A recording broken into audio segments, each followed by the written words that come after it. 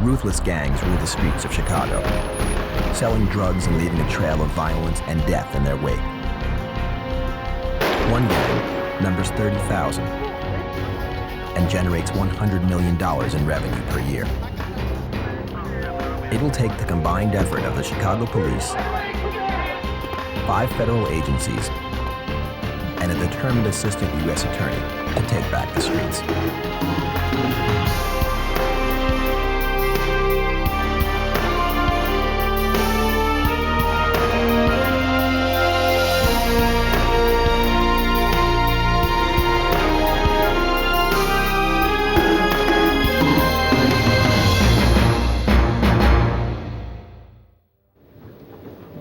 In December 1992, Assistant U.S. Attorney Ron Seyfert took over the federal investigation of the Gangster Disciples, the most powerful and ruthless gang in Chicago.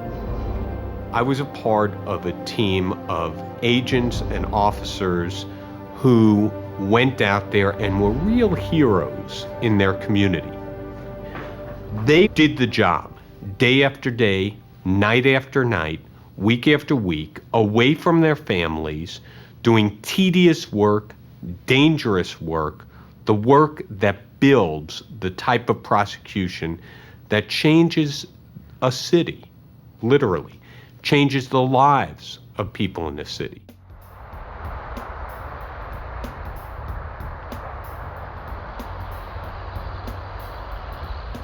In 1992, the city of Chicago was under siege.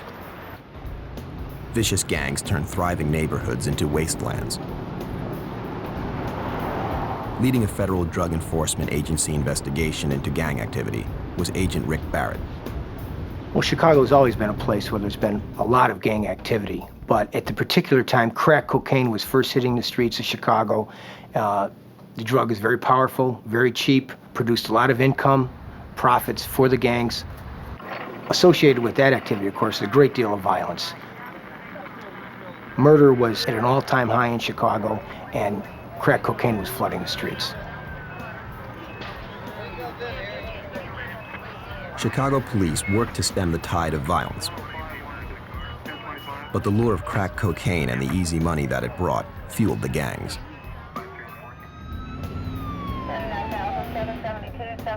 Gang crime Sergeant Jim Darling saw firsthand their effect on what were once peaceful neighborhoods. For the people in the neighborhoods, it was a constant fear of being shot or hurt, killed. These gangs had a stranglehold on these neighborhoods that, made good people afraid to come out in the street and to live a normal life. The gangs brought with them more than their share of casualties. Anyone caught in the crossfire of turf wars fell victim. Police were fighting a losing battle. DEA agent Rick Barrett. Just when you think they're gone, you come to work the next day, and they're all back. And it's just kind of a vicious cycle of pushing them from one street corner down to the next street corner, from the Englewood district down to the Gresham district, out to the suburbs, and back again. And they're always present on some street corner with an open drug air market. And the police have the toughest job in the world. I mean, their job is to keep the streets safe. But with every gang member the Chicago police arrested, 2 more were waiting to step up. In late 1990, the DEA investigation began to focus on one gang in particular, the 30,000-strong Gangster Disciples. Mary Hodge worked with Rick Barrett on the DEA task force. You have to understand that there was no starting point when we began the investigation. It was very little at best. We had one informant who was providing historical information about the Gangster Disciples and their hierarchy. He gave us a starting point, some names, and we began to follow up on those names. Based on any information they could find, investigators used surveillance cameras to videotape drug deals taking place. But the tapes revealed little about the key to the gang, its leadership. Barrett's investigation was stalling. We had several plates spinning at the same time, and actually we were going nowhere fast. The investigation needed a fresh approach. The DEA turned to Assistant U.S. Attorney Ron Safer. After I became involved in this case, saw the amazing grip that the Gangster Disciples had on the community in Chicago, saw the huge damage that they were doing in the city of Chicago, I wanted to do something about it along with the team. Safer learned the Gangster Disciples were one of the richest, most deadly gangs in the country. Gangster Disciples were notorious for killing members who betrayed their code of silence. In Chicago's poorest neighborhoods, they used boys as young as 8 years old to carry their guns and drugs. Barrett knew the key to breaking the grip of the Gangster Disciples was to take down the gang's leaders. Our focus from the beginning was on the leadership of the gang. One of the unique aspects of this investigation was the target was already incarcerated. Larry Hoover was one of the 9,000 Gangster Disciples in the Illinois prison system. He was convicted in 1973 for murder. Investigators believed he was the ranking member of the gang, directing its activities both inside and outside the prison. Quite frankly, there were a lot of people in DEA and outside of DEA that conceptually, I think, had a tough time understanding why we were targeting somebody who was already incarcerated. Even though Larry Hoover was in prison, Ron Safer believed he was as much a threat to the community as if he were out on the street. We knew that Larry Hoover somehow was communicating with the gang leaders on the street, because one thing everybody was agreed on, everybody we talked to inside the gang, anybody we talked to who had observed the Gangster Disciples, Larry Hoover was calling the shots. Ron Safer met with investigator Mary Hodge to develop a strategy. To earn a federal drug conspiracy conviction, which carries the penalty of life in prison without parole, they needed more than witness testimony of the gang's violent acts. I wanted to have a case that we could build that was unassailable, that would be on tape, where it didn't rely on some witness telling the truth. It relied on the words of Larry Hoover and his co-conspirators themselves. To do that, we focused on the drugs, the raison d'etat of this gang, not the violence, the money. Safer ordered highly sensitive sound equipment brought in to separate Hoover's calls from those of the other inmates. But investigators realized Hoover never discussed business over the phone. No, you just come see me. Yeah, we'll handle it from there. Yeah, I got you. All right, I got you. From the Vienna Correctional Facility, he didn't have to. Investigator Mary Hodge. Well, at that time, Vienna resembled a college campus. It was a minimum security facility. It had no fences, no walls of any type. Actually, it was a beautiful place. Safer's investigators learned that Hoover stayed in touch regularly with his Gangster Disciples on the street. He had many visitors and was under little scrutiny.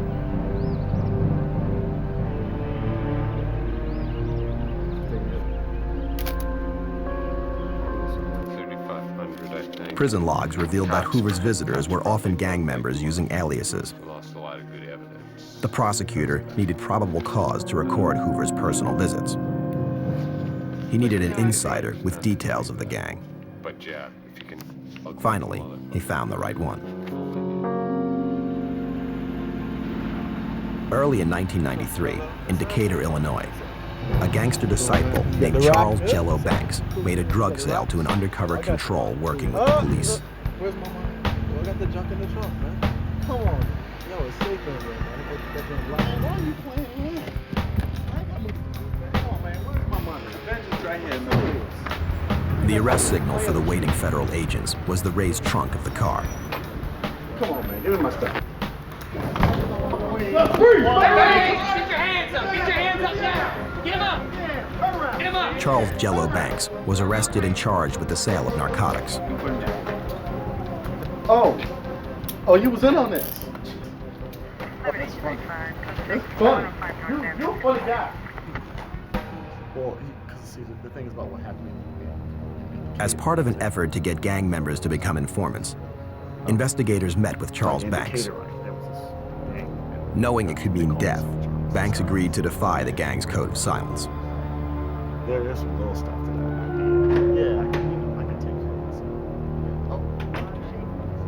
it. He told the prosecutor he had never met Hoover, but knew about the gang's internal structure. Banks gave Safer what he didn't have: key information on the gang's current organization and activities. Larry Hoover devised, while he was in prison, a structure that would mirror a corporate structure. He placed himself at the top as chairman of the board of directors. Immediately beneath him was the board of directors. Approximately half of those members were incarcerated, and they controlled the prison system. Half of them were unincarcerated. They controlled the Gangster Disciples operations on the street. There was a large screen TV. Banks' information supplied Safer with the probable cause he needed to secure a warrant to monitor Larry Hoover's private conversations with visitors. The courtyard was adjacent. There was an entryway. It would not be easy to penetrate Larry Hoover's domain, the prison he had come to rule. We would take photographs of them from the warden's office. I think so. Safer and his team knew that standard surveillance techniques would be ineffective. DEA agent Rick Barrett came up with an idea. What about the visitors? You know, I started thinking about it, and a little light bulb went off in my head, and I thought to myself, bugging a visitor's pass, you know, maybe that's not just a crazy idea. I wonder if that could be technically possible, and let's get the group in here and let's brainstorm this. This is the kind of badge we would use. The prosecutor went to the deputy director of the Illinois State Department of Corrections. That's right, we'd have a base outside the prison. He wanted to create prison visitor badges that could be outfitted with tiny listening devices. Put it like this, but I need your go-ahead, ultimately, bureaucrat. What they said was, you create these visitor badges, and we'll implement them at 4 separate institutions so that nobody is terribly suspicious. Because if you introduce something new to a prison system, the prisoners will be quite alerted to the fact that there's something up. And they said, you need to put these badges in for a period of time before you can do anything, because you're going to get some chewed up, some destroyed, somebody searching through every inch of those visitor badges.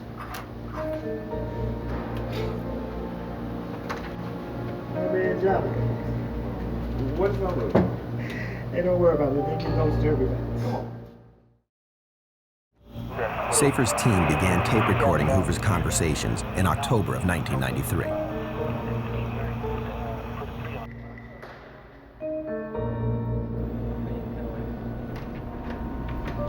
Hey, what's up, Shorty G? Hey, good to see you, man. The conversations were recorded in Chicago, 350 miles away. But transcribing the tapes was a painstaking task. The first thing that became apparent was these tape recordings were very difficult to hear. There was a lot of background noise, a lot of distractions, and of course, Larry Hoover and his visitors weren't screaming out the conversations about this illegal activity. And yet, we could hear it. It was tantalizing. They talked all about how the gang was making its money, directions from Larry Hoover about who would run the operation, directions about where the drugs would go, who they should get the drugs for. Everything you could imagine.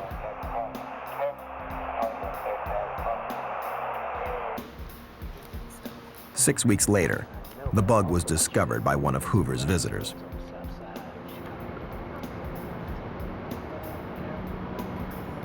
the recording stopped. Of the 55 hours of tapes, only 4 hours showed incriminating conversations between Hoover and his high command. Which one was out, the juice? The tapes revealed the scope of the Gangster Disciples drug empire. All right, let's see if we can't find the... But to stop Hoover, the prosecutor still needed to connect the gang to the drug money, and to prove that Hoover was personally responsible for the gang's activities on the street. In Chicago, Assistant U.S. Attorney Ron Safer was building a drug conspiracy case. His target was Larry Hoover, a convicted murderer who controlled the 30,000-member Gangster Disciples from behind bars. Safer had taped hours of conversations between Hoover and his high command. But it wasn't enough.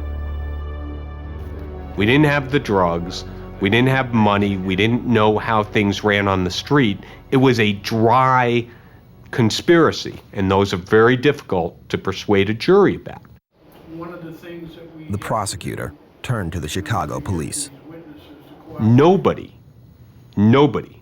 knew this gang like the Chicago Police Department, and specifically the gang specialists in the Chicago Police Department.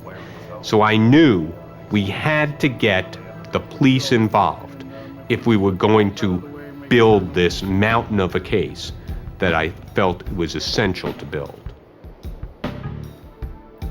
Gang crime sergeant Jim Darling informed his team they would be working with the U.S. Attorney's Office in an effort to bring down the incarcerated leader of a gang they encountered on the streets every day.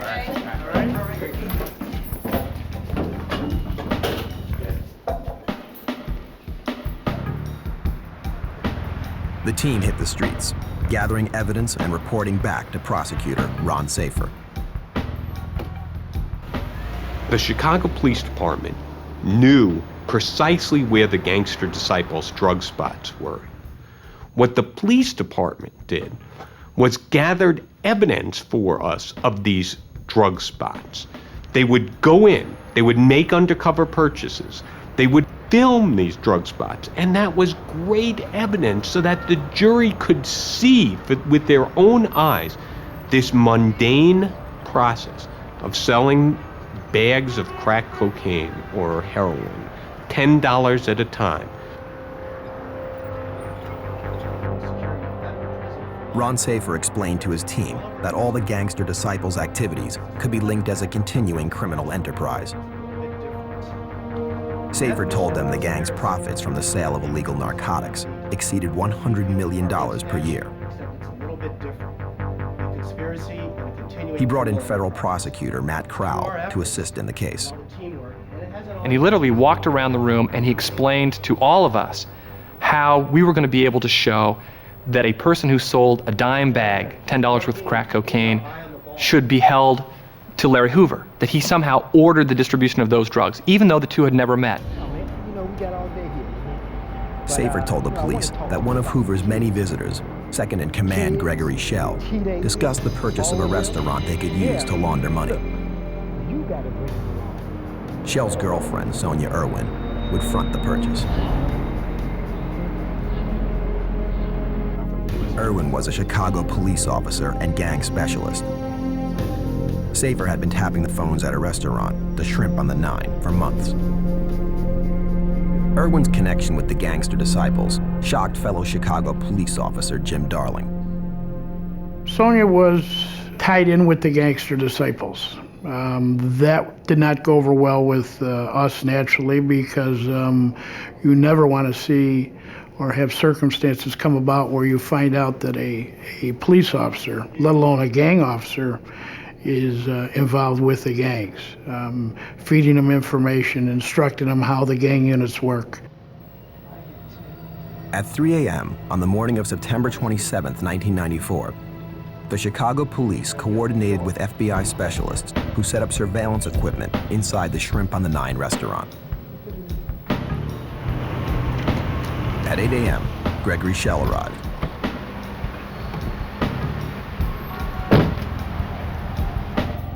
Investigator Mary Hodge and her partner waited at their post. I was monitoring the bug at a satellite office right across the street from the restaurant. Gregory Shell walks to the back room and points and says, "You don't have anything and you're not gonna have anything," and walked away. The discovery of the surveillance equipment was a disappointment for the prosecution team. Ron, Mary, he just discovered the camera and the microphone. What?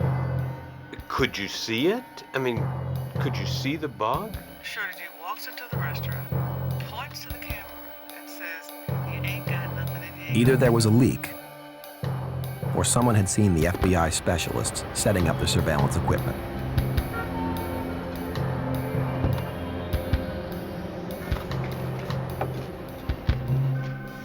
Safer's team was now at a critical point in the investigation. Hey, what's up? How you doing? DEA said, look, we are at wit's end. We must bring this thing down now. We don't have the resources to continue. At the end of 1994, we now had a lot of evidence. We had about 20 or 25 of the gang's top leaders. And at that point, I agreed. I said, okay, said to the team, all right, we're bringing this down. And Jim Darling stood up and he said, if you do that, we've accomplished nothing. Darling and his team knew the streets. And they knew what would happen if the investigation stopped now. Because there's a guy named Pops Johnson, and he is the most ruthless, the most evil of the gang leaders, and what you'll have done is you'll have created a huge vacuum which Pops will step right into it, and we will have accomplished nothing. Well, he was so forceful and so right that we could do nothing else but go after Pops and his organization before we brought this investigation down. With the DEA no longer part of the team, the investigation pushed forward, targeting Pops Johnson. Safer asked his gang informant, Charles Jello Banks, to wear a wire and pay a visit to Johnson. Pops Johnson was outraged by Banks' visit. It was a breach of gang protocol. He told him to talk to his own governor, Cedric Parks.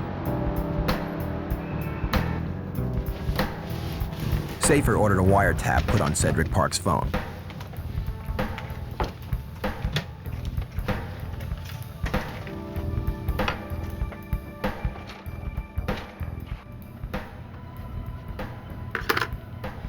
Mary Hodge supervised the operation.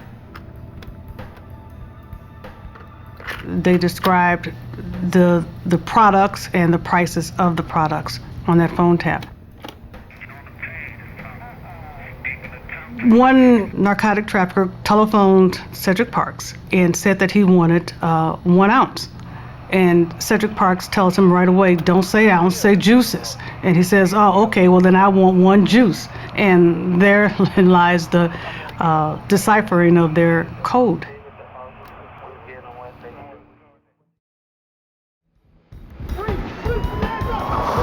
In the early months of 1995, the Chicago police made dozens of arrests. Safer and his team had the beginnings of a federal conspiracy case against the elusive Larry Hoover.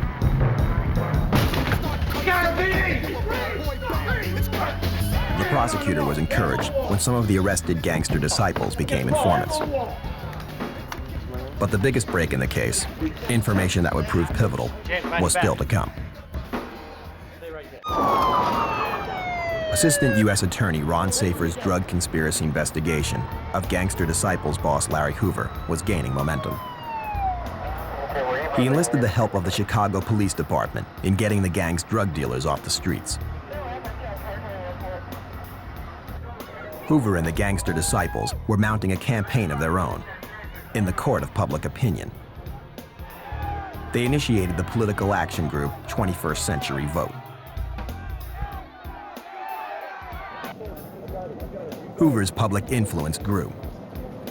The group financed rallies, held voter registration drives, and backed candidates, including the former gangster disciple Wallace Gator Bradley, one of Hoover's most outspoken supporters. The goal was to change the public's perception of the gangster disciples. Bradley kept a high profile in the community, painting a picture of an organization whose goals were community outreach and improvement. Hoover renamed his organization Growth and Development. Assistant U.S. Attorney Ron Safer and his team of investigators believed Hoover was maneuvering for parole. Larry Hoover was a lightning rod for discussion in the community. There were myriad articles in the local newspapers about how we should deal with Larry Hoover. We should release him on parole, and because he could reach the youth of our community that parents and teachers could not reach, and he could lead them to good. Hoover forgot that federal prosecutors in Chicago had a history of standing up to organized crime and stamping it out.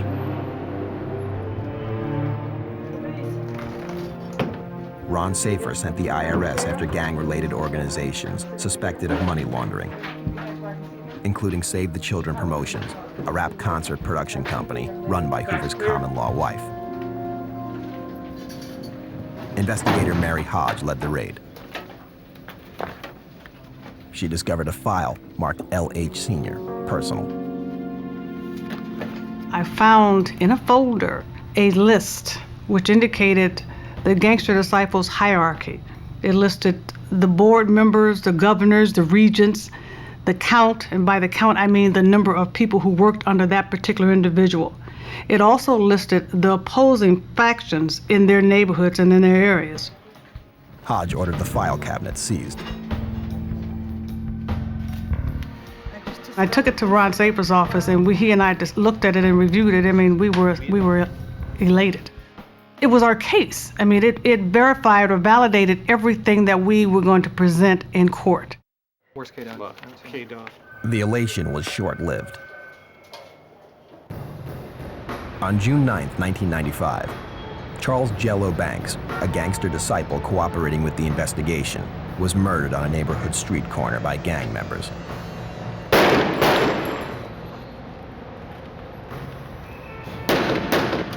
The prosecution team was crushed.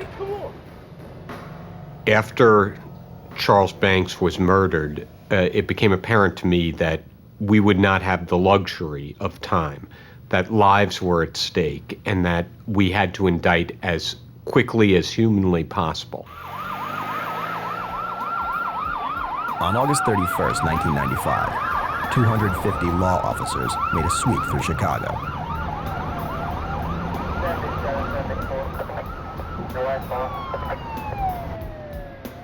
They arrested 39 high-ranking gangster disciples, including Hoover's second-in-command, Gregory Schell, and his girlfriend, Sonia Irwin, a Chicago police officer.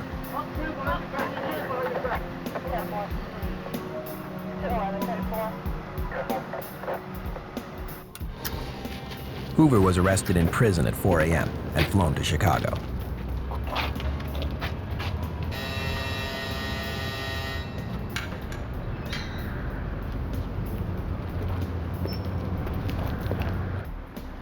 Charges were brought against Hoover and the other defendants.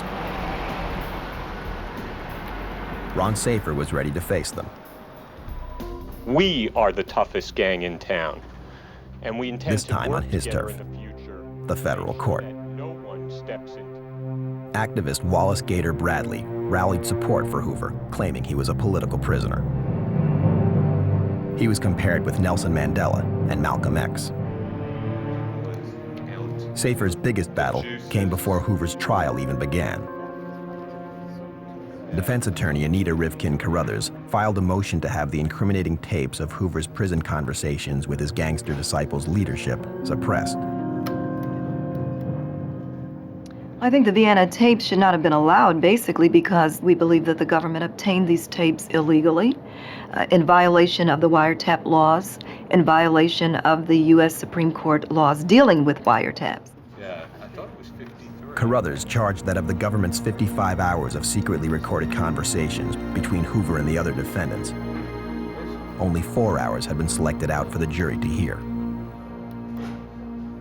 If you take the government's position and say, this is what Mr. Hoover said when he didn't know that the government was listening, you have to also take these portions where he also didn't know that the government was listening, and he talked about the good things that this organization was becoming and the things that this organization was doing to be helpful to the community. The judge agreed. The tapes could not be used unless all 55 hours were transcribed. With the background noise and interference, this was a nearly impossible task. Safer knew that without them, there was a good chance the defendants would be acquitted. We were able to convince the Court of Appeals that we did not have to transcribe all of those tapes, that the tapes could be admitted as they stood, and that was the Court of Appeals order. Again armed with the incriminating tapes, Safer and his prosecution team headed for trial. All rise. With U.S. District Judge the Honorable Harry D. Leinenweber presiding. Seated. Bailiff, bring in the jury. Shouts of "Free Larry" could be heard in the courtroom, 19 floors above the street.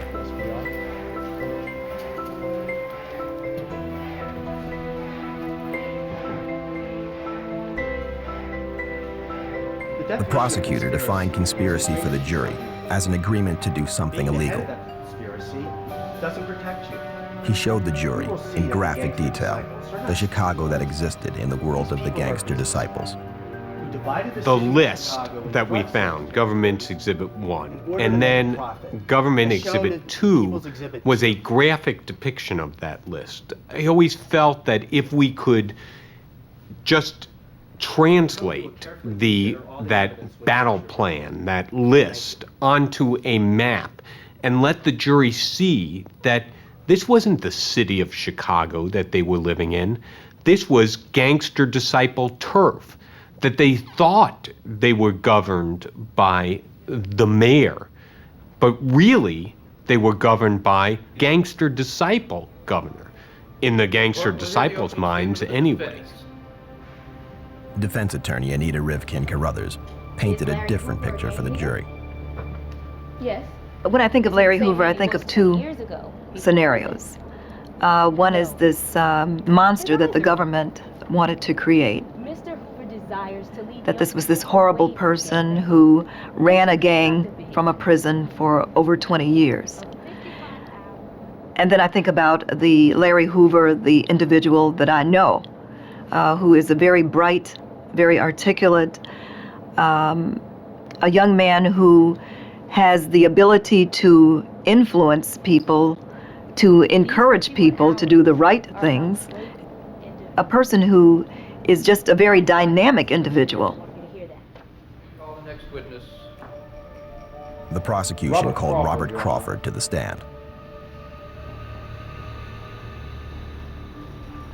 On January 19, 1995, Crawford, a low-level gangster disciple, had been arrested for selling crack cocaine to an undercover police officer.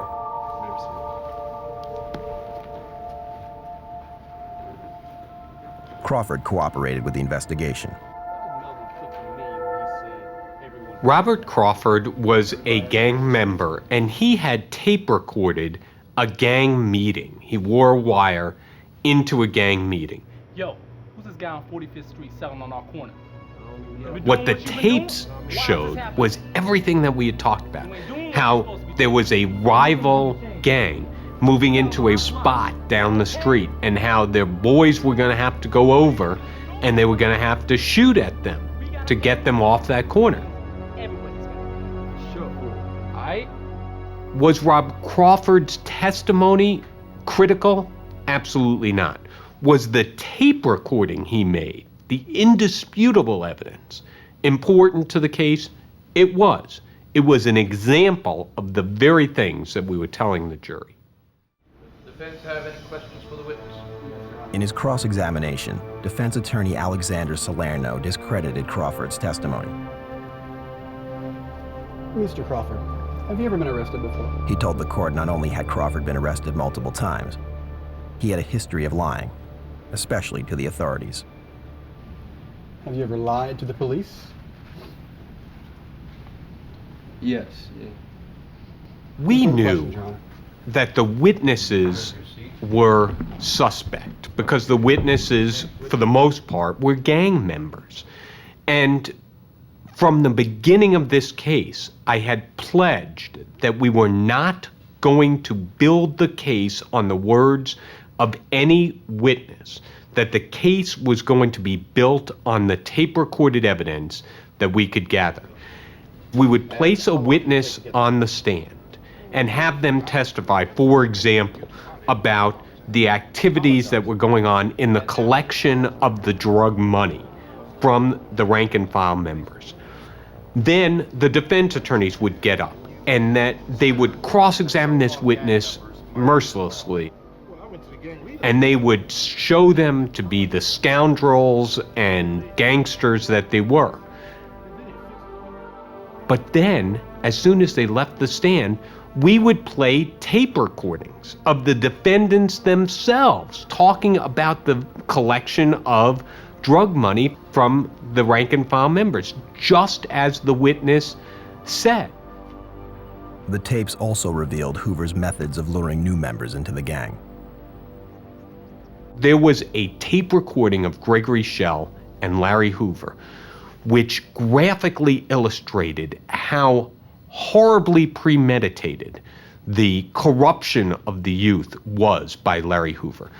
They sat and they said, Larry Hoover said, you got to make sure that that youngster, that he has something, that you give him the cocaine for free at the beginning so that he can go out and buy those sneakers, so that he has something in his pocket.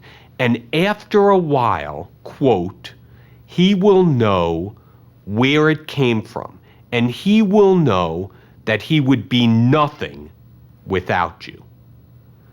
Well, that's not true. That kid would be something but for the gang. But they sat there and insidiously plotted the corruption of the youth in their community and then executed that plot, child after child, in a horrible way. The more the jurors listened to the tapes, the more the prosecutor was convinced they were learning the true nature of Larry Hoover and his gangster disciples.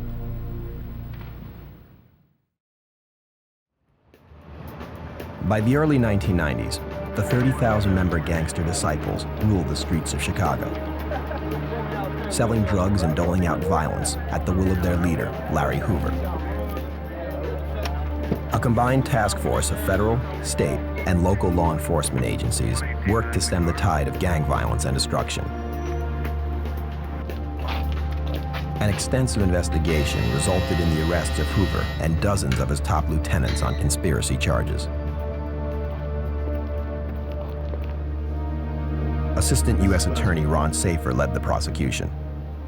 When did you first meet Larry? Safer called Martha Page to the stand. I met him at a party in 1970. She had visited Hoover regularly while he was at Stateville Prison. In 1983? So how's business? I'm only feeling about an ounce a day. Page helped support herself by selling cocaine in small amounts. Buy any more? Hoover advised her that real money came from dealing in volume. Yeah, but you can do better than that. Hey, you gotta sell big to make big. Okay. Hoover told Page that she would get a good price buying drugs from the Gangster Disciples and gave her a contact. Tell them Larry sent you. Profits from the cocaine you got. She followed Hoover's advice and used Gangster Disciples suppliers, including some of the defendants. I wasn't. And did you buy cocaine from the contact? Page's drug profits soared. The prosecutor asked if the money she made was hers to spend as she pleased. Well, I wasn't allowed to spend it. Larry told me what to buy. She bought clothes and jewelry for Hoover and paid legal fees for other Gangster Disciples. I was afraid of him. And what did you do? She said she had to ask Hoover's permission for any money she spent on herself. No more questions, Your Honor. Defense may question the witness. Have you ever used drugs? Defense attorney Anita Rivkin Carruthers argued Page was an unreliable witness. Have you ever sold drugs? Page admitted she was a drug user and dealer. During the years She had when stolen you from the sold government drugs, repeatedly, you also cheating on taxes and receiving public aid that was not due to her. We found that as the trial wore on, the defense would drag the cross-examination through to the end of the day. No matter how long before they ran out of substance, they would have it go to the end of the day, so we could not play the tapes immediately after their cross-examination. We would play it the beginning of the next day, but they effectively took a little bit of the starch out of that evidence.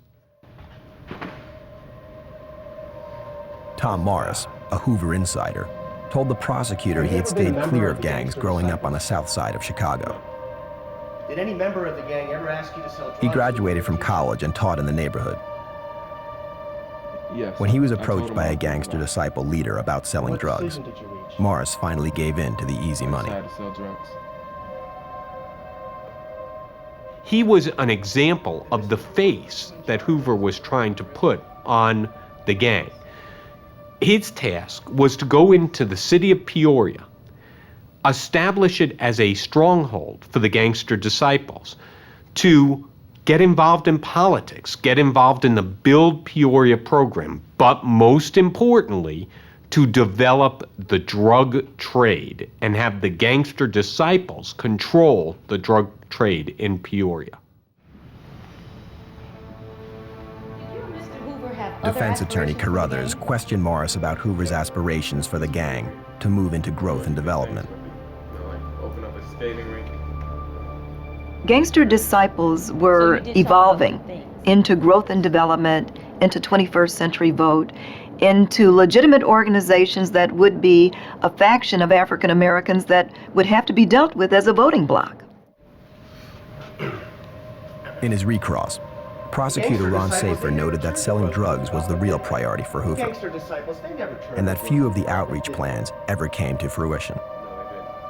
The restaurant and the child's program? Throughout the trial, Safer was concerned that the courtroom atmosphere could result in the intimidation of the witnesses. Why not? What the gang did was they would pack the courtroom with current gang members, and they sat there in an extremely intimidating experience for those witnesses. The message was received by every one of those witnesses. The state rested its case amid a gang-orchestrated campaign of protest and witness intimidation. Prosecutors worried that, despite their efforts, dangerous killers might go free. In the spring of 1997, Assistant U.S. Attorney Ron Safer was seeking to dismantle one of the largest, most ruthless gangs in Chicago, the Gangster Disciples. He was prosecuting the top members of the gang and had played hours of incriminating tapes for the jury. Now, it was the defense's turn. Over the next 2 weeks, defense attorney Anita Rivkin Carruthers put more than 70 witnesses on the stand. We called a lot of witnesses because one of the things that the government did was to allege that growth and development and 21st Century Vote were basically fronts for a drug organization. So we were able to bring in witnesses, the election commissioner, people who had civil organizations going to show that these were in fact legitimate organizations. Prosecutor Ron Safer was unfazed by the defense claims. Mr. Brown, you began And they talked breaking about the law neighborhood as a correctional cleanups. officer, did you not? And they talked about political rallies and all of these things that the Gangster Disciples supposedly did that was good. But so what? Al Capone was one of the most charitable persons on the south side or west side of Chicago. That didn't mean that he wasn't a ruthless killer. Carruthers called Wallace Gator Bradley. The attorney asked Bradley about a list police recovered during a raid at Save the Children Promotions. Prosecutors contended the list was a Gangster Disciples organization chart. When the 7-year-old girl was killed, Bradley said he drew up the list of neighborhood contacts as part of the Gangster Disciples peace effort following the crossfire shooting death of a child. Thank you. He was somebody who spoke with some credibility. And what he was saying is the gangs have changed, their organizations that were moving towards peace, that they were trying to reach children that couldn't otherwise be reached. I cross-examined him by trying to demonstrate that it was the gang leaders that could control the violence, could control the drug trafficking if they wanted to. in this list that are different. No more questions, Your Honor. You may return to your seat. Defense, any further witnesses? The defense rested. Larry Hoover did not take the stand. After years of investigation and weeks of compelling trial testimony, the future of Larry Hoover and his top gang associates was now in the hands of the jury. I remember exhausted at the end of the trial talking to Mary Hodge, and we agreed that we believed that the jury would do the right thing. But what if they didn't? What had we wrought if Larry Hoover were freed, if Larry Hoover were let loose on this city, having been acquitted of these charges, facing a certain then parole release? What had we done? On May 9, 1997, the jury returned after only 12 hours of deliberation.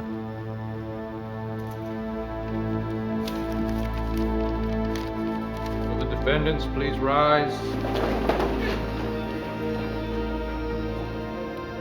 We, the jury, find the defendant, Larry Hoover, guilty on all counts as charged in the indictment. The packed courtroom was silent as the judge's voice echoed the guilty verdicts for each of the defendants, effectively taking the top levels of the Gangster Disciples off the streets forever. In a separate trial, Darrell Pops Johnson was convicted for the murder of government informant Charles Jello Banks. Larry Hoover, I hereby sentence Larry Hoover's reign was over. life sentences, 7 On June 18, 1998, he received 6 life sentences, 7 2-year sentences, and 3 4-year sentences, all to run concurrently. 5 years.